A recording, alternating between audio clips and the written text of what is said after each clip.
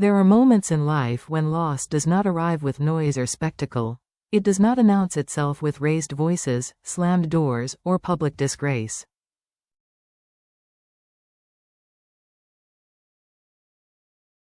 Instead, it slips in quietly, like a door closing somewhere far away, so softly that at first you are not even sure it happened.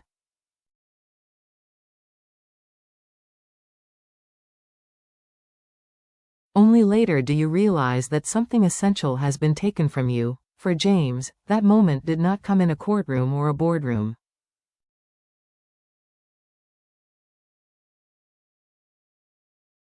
His phone stopped ringing. It came on an ordinary morning.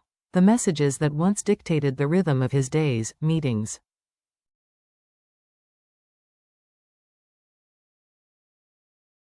Investments, instructions, simply vanished.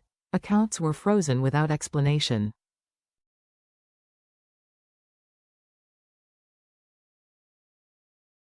Projects dissolved overnight. Names that once answered immediately now did not answer at all.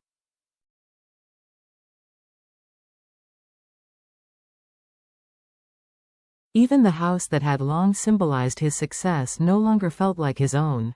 His father's power, firm, absolute, and unyielding, had moved without warning.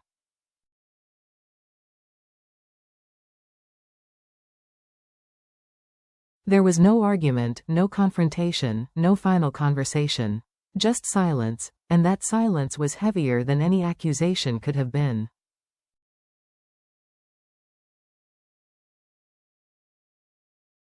In that moment, James learned what it meant to lose everything without ever being touched.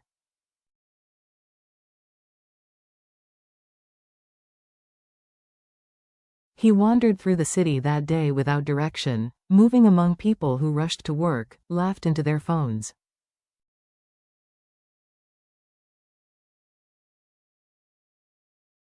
Clutched warm coffee cups against the morning chill. Life continued with astonishing indifference.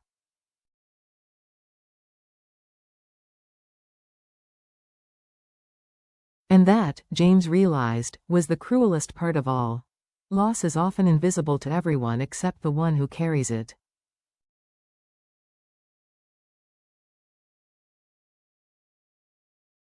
James had not found the courage to tell her. Diep did not know yet. He imagined the look in her eyes, the worry she would try to hide.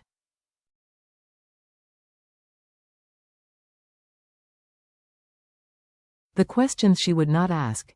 More than poverty, more than failure, he feared becoming a burden.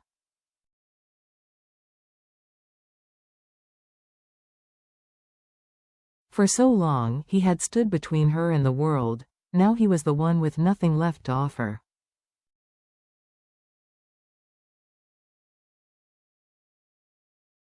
At home, Diep moved through her morning with the steady rhythm she always kept.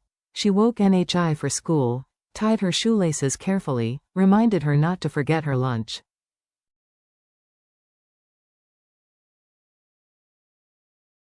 Nhi chatted about friends, drawings, and half-formed dreams that only children can explain.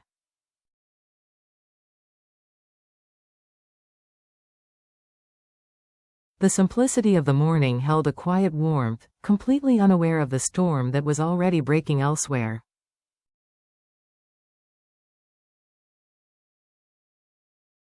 "Will Uncle James come today?" Nhi asked suddenly. Diep paused, only for a second.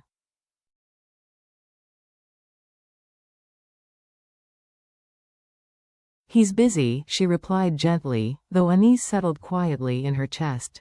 James had been distant lately, and distance always carried meaning.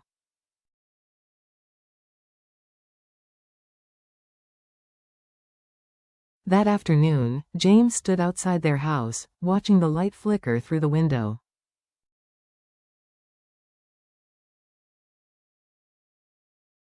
It felt like a world he no longer belonged to. He could hear laughter inside. With empty pockets and a heavy heart, he faced a question that terrified him more than losing his wealth. If he had nothing left, no power.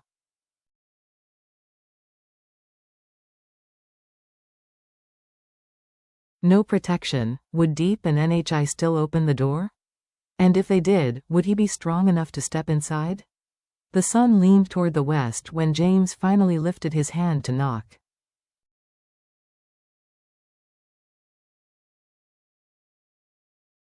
It trembled slightly, not from cold, but from the weight of what he was about to confess.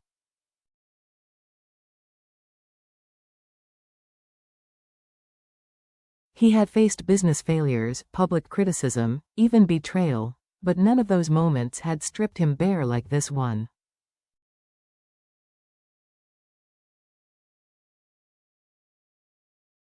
This time, he was not afraid of losing more, he was afraid of being seen as he truly was.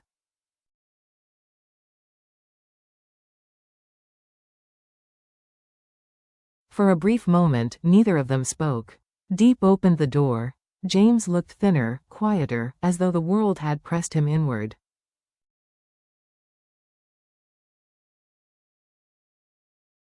She did not ask questions. Diep noticed immediately. She simply stepped aside and let him in.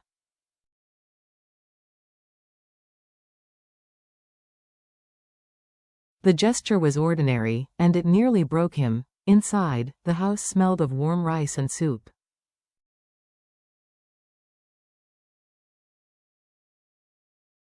Nhi sat on the floor, carefully arranging her toys.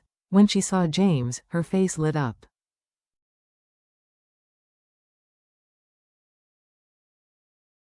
She ran to him without hesitation, wrapping her small arms around his legs. "Uncle James, you came."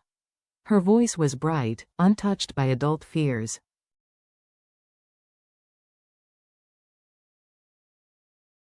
James knelt down and held her tightly, breathing in a comfort he had not realized he needed.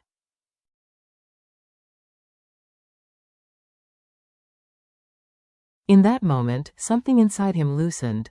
Acceptance did not arrive with conditions.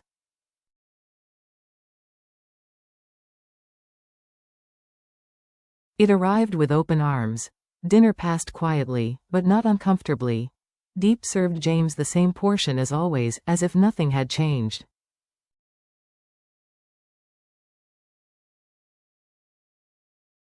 She treated him not as a fallen man, but as someone who belonged.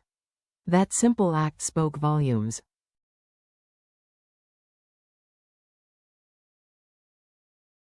Later, after Nhi had fallen asleep, Diep sat across from James with 2 cups of tea.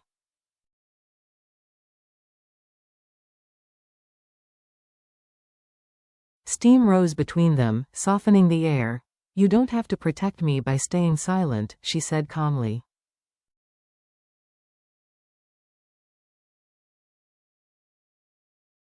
When the words finally came, they were broken and uneven. James looked down. He told her everything: his father's decision, the loss of money, the absence of safety nets.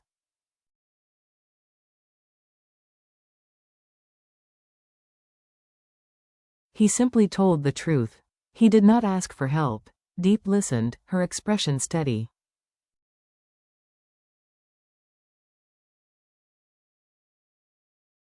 When he finished, she reached across the table and held his hand.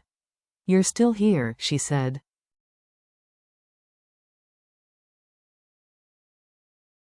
"That's what matters." James felt something unfamiliar rise in his chest, not relief.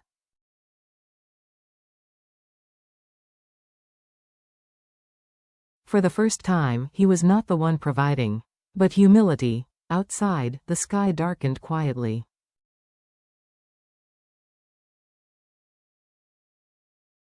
He was the one being held. Inside, a different kind of protection had already begun.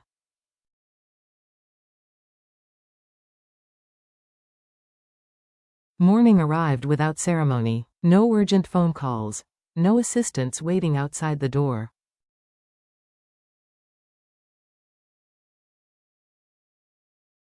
No polished shoes lined neatly by the wall. For the first time in many years, James woke to silence, and it unsettled him more than chaos ever had.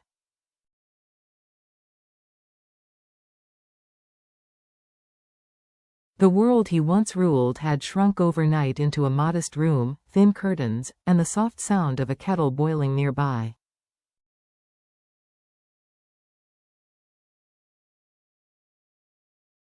He sat up slowly, rubbing his face as if trying to wake from a dream that refused to end.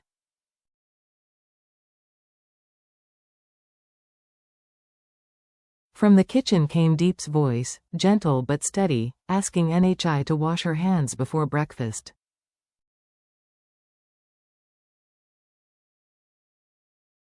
The ordinary rhythm of their morning continued, indifferent to James's internal collapse.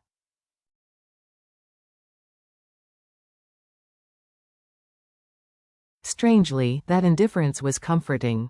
Life, it seemed, did not stop simply because one man had lost everything.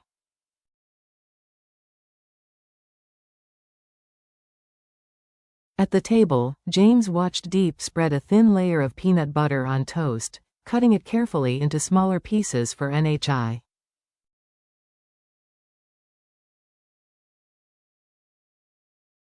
The child swung her legs beneath the chair, humming softly, her worries limited to whether the bread was warm enough.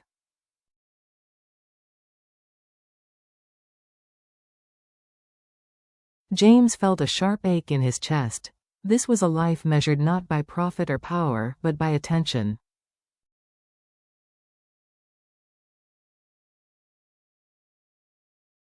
"Uncle James," Nhi said suddenly, looking at him with serious eyes, "are you going to work today?" The question was innocent.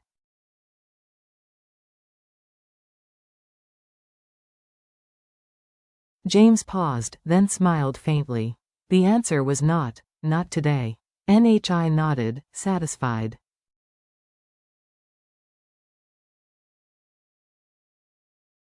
"That's good, you can walk me to school then," he agreed before he had time to think.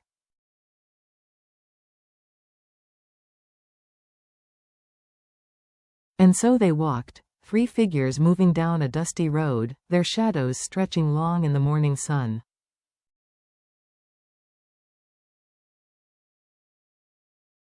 Neighbors passed by, some nodding politely, others whispering quietly, unaware that the man beside them had once lived a very different life.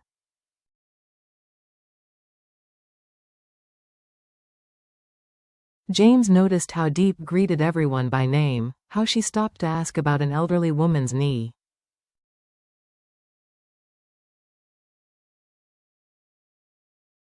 How she accepted a basket of vegetables with gratitude instead of pride.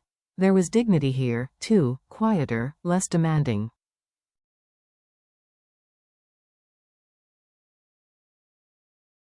Later that afternoon, James tried to help with small tasks. He carried water, fixed a loose hinge, failed clumsily at chores he had never learned to do.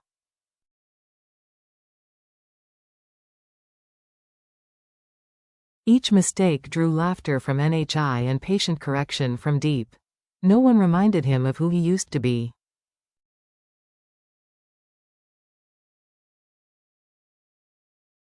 No one judged him. As evening fell, James sat outside alone, watching the sky turn deep orange.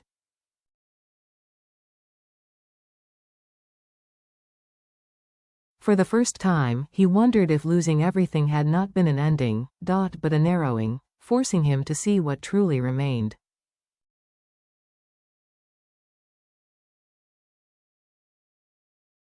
And in that smaller world, strangely enough, he was not alone. No city lights. Night arrived quietly.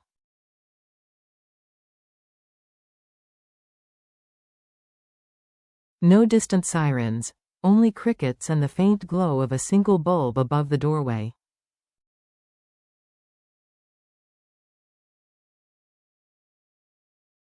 James sat on the wooden steps, his back slightly hunched, holding a cup of tea that had long gone cold.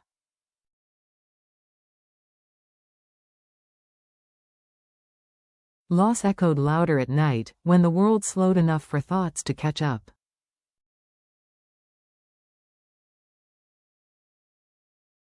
Inside, Diep helped Nhi with her homework. James could hear their voices, one patient and calm, the other curious and full of questions.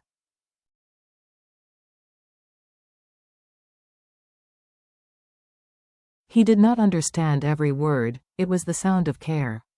But he understood the feeling.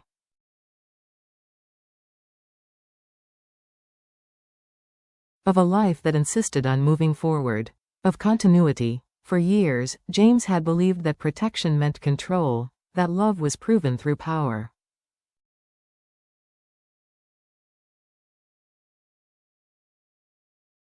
Money, and the ability to stand above others. His father had taught him that lesson early and harshly.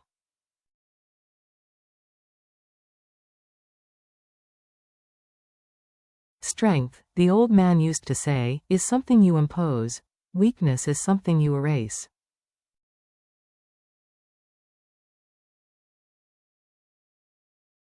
But here, in this fragile, ordinary space, James was learning a different truth.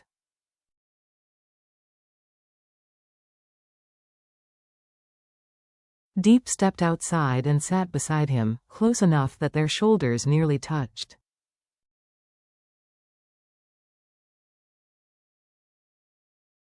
She did not promise that everything would be fine. She did not ask how he felt, she simply handed him a warm blanket.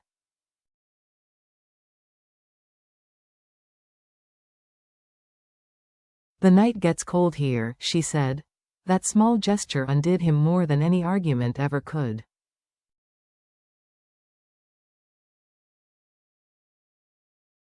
"I don't have anything left," James said quietly, staring into the darkness. "No name.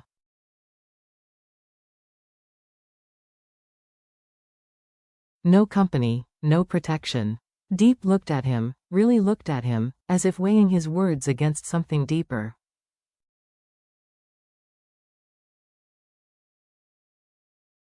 "You still have responsibility," she said, "and you still have a heart that knows right from wrong."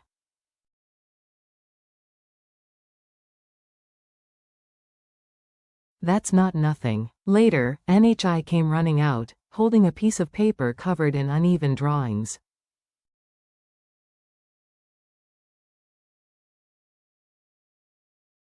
"This is us," she announced proudly. 3 stick figures stood under a crooked roof.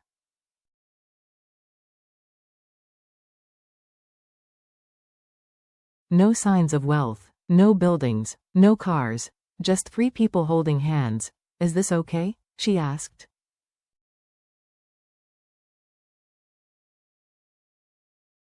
James swallowed hard and nodded. "It's perfect."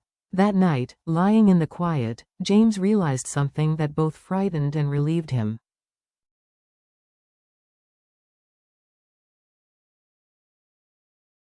His father could take away his possessions, his status, even his future plans, but he could not take away the choice James was making now, to stay.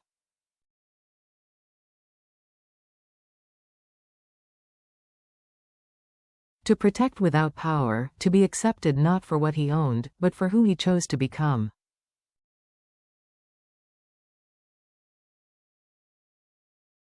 And in that choice, James found a strength his tyrannical father had never understood.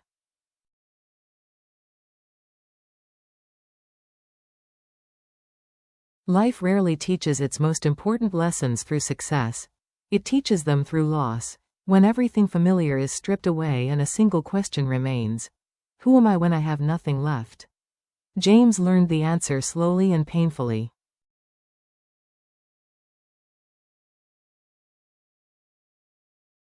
Through the collapse of his world and the quiet acceptance offered by Diep and Nhi.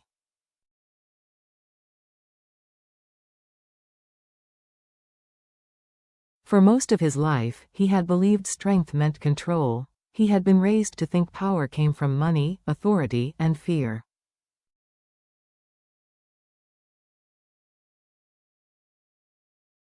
But when that power vanished, so did the identity built upon it.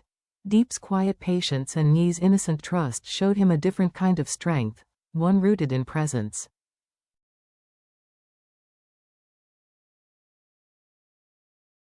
They did not need him to be powerful. Honesty and responsibility. True strength does not silence others.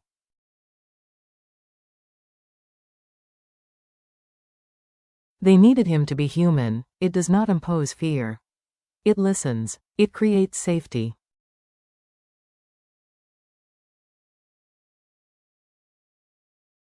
Most importantly, it does not come from standing above people, but from standing beside them.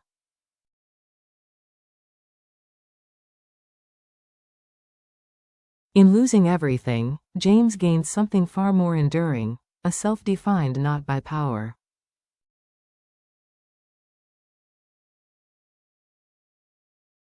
but by compassion. And in the end, the lesson is simple, yet profound.